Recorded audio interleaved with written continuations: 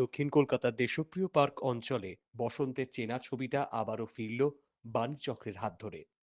সরস্বতী পুজো উপলক্ষে প্রতি বছরের মতোই 4 দিন ব্যাপী সাংস্কৃতিক অনুষ্ঠান ও চিত্র প্রদর্শনীর আয়োজন করে 70 ছুঁই ছুঁই এই সাংস্কৃতিক চর্চা কেন্দ্র।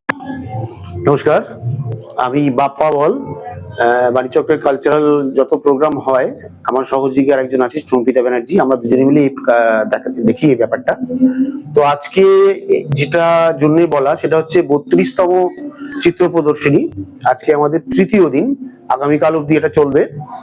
এখানে প্রায় 650 ছাত্রছাত্রীরা তাদের ছবি ডিসপ্লে করেছে। আমাদের যে সমস্ত আঁকার টিচাররা আছেন তারা সহযোগিতা করেছেন ভীষণভাবে।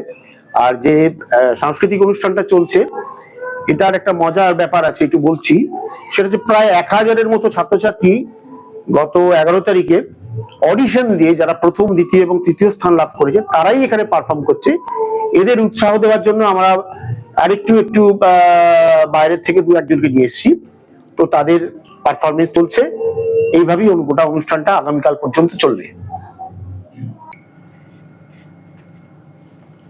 আমি বাণীচক্র সেক্রেটারি মানস ভট্টাচার্য বলছি।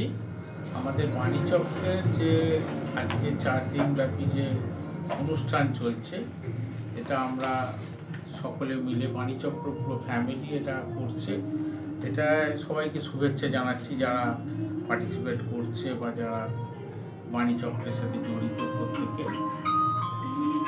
এছাড়াও আমি যেটা বলতে চাইছি যে আমি পশ্চিমবঙ্গে বা কলকাতায় বহু প্রতিষ্ঠান আছে।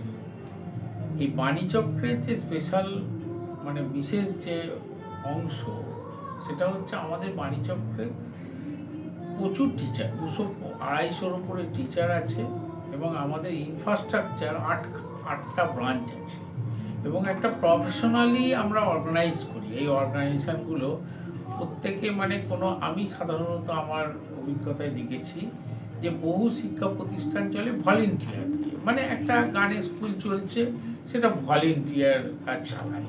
কিন্তু আমাদের প্রতিষ্ঠানে পেড স্টাফ 25 থেকে 30 জন পেড মান্থলি স্টাফ আছে এবং তাদের সিকিওর স্টাফ, তাদের একদম প্রফেশনালি তাদেরকে আমরা স্যালারি করা আছে। তারা এই প্রতিষ্ঠানটা প্রফেশনালি চালান। যদিও এটা আমরা সাধারণত খুব কম স্যালারি দিই, তাদের এক্সপেকটেশন বা তাদের যেটা পাওয়া উচিত সেটা আমরা হয়তো দিতে পারি না, কিন্তু তবু আমি বলবো যে অন্য প্রতিষ্ঠানে এই ধরনের কর্মী আছে বলে আমার মনে হয় না। এই জন্য আমি বলবো আমাদের প্রতিষ্ঠানে যদি শেখে, আমরা তাদেরকে সার্ভিস যেটা বলে, যে তাদের পরীক্ষা নেওয়া, তাদের বিভিন্ন জায়গায় স্টেজ পারফর্মের সুযোগ দেওয়া, বিভিন্ন প্রতিষ্ঠান আমাদের থেকে স্টুডেন্ট চায়, সেটা আমরা দিতে পারবো। এই ফ্যাসিলিটিগুলো মনে হয় না আমরা ছাড়া কেউ দিতে পারবো, বাণীচক্র ছাড়া কেউ দিতে পারবে। এবছর 32-এ পা দিল বাণীচক্রের চিত্র প্রদর্শনী। সভাপতি হৈমন্তী শুক্লা, কার্যকরী সভাপতি দেবাশিস কুমার, সম্পাদক মানস ভট্টাচার্যের অনুপ্রেরণায় এবং কোষাধ্যক্ষ বাপ্পা বল ও সাংস্কৃতিক সম্পাদক ও সম্পিতা ব্যানার্জির পরিচালনায় 22 থেকে 25শে জানুয়ারি পর্যন্ত চলা এই অনুষ্ঠানে অংশ নেন বাণীচক্রের বিভিন্ন শাখা কেন্দ্রের এক ঝাঁক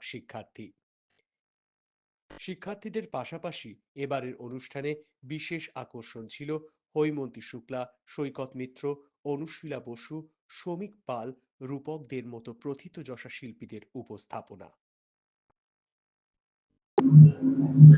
নমস্কার, শুভ সন্ধ্যা। আমার নাম সুকান্ত হাজরা। আমি এখানে বাণিজ্যকর আর্ট ডিপার্টমেন্টের একজন শিক্ষক। আমাদের এই চিত্র প্রদর্শনী এবছর নিয়ে 32তম। এই চিত্র প্রদর্শনীর একটা লম্বা ইতিহাস আছে। ইতিহাসটা খানিকটা একটু বলি। আমরা যখন ছাত্র ছিলাম তখন এই এক্সিবিশনে পার্টিসিপেট করতাম। আজকের এই ইনস্টিটিউশনে আজকে আমরা শিক্ষক, আমাদের ছাত্রছাত্রীরা পার্টিসিপেট করছে। এখানকার যে চিত্র প্রদর্শনীর সাথে বাণীচক্রের 4 দিন ধরে একটা প্রোগ্রাম চলে, গান, নাচ, অনুষ্ঠান, বাকি ডিপার্টমেন্টের যে অন্যান্য বিষয়বস্তুগুলো শেখানো হয় তারও একটা পারফরমেন্স আর্ট আমাদের বাইরেও চলছে এবং বহু প্রসিদ্ধ যারা আজকে মার্কেটে যারা কাজকর্ম করছেন এবং নাম করেছেন, তাদের মধ্যে অনেক শিল্পী আমাদের এখানে মাঝে মধ্যে প্রোগ্রাম করে যাচ্ছেন, যেমন আজকে এসেছিলেন সৈকত মিত্র। এর আগের দিনে প্রথম দিন যেদিন এসেছিলেন রূপক বাবু, যিনি নচিকেতার সঙ্গে বাজান। আর স্বনামধর্মী বিশিষ্ট শিল্পী শ্রী হৈমন্তী শুক্লা আমাদের তো বাণীচক্রের অঙ্গ প্রত্যঙ্গে রয়েছেন। ওনার কথা আর কি বলবো নতুন করে, সবাই সেটা জানে। দেশপ্রিয় পার্ক থেকে তাপস রায়ের রিপোর্ট, মোমেন্টস নাও।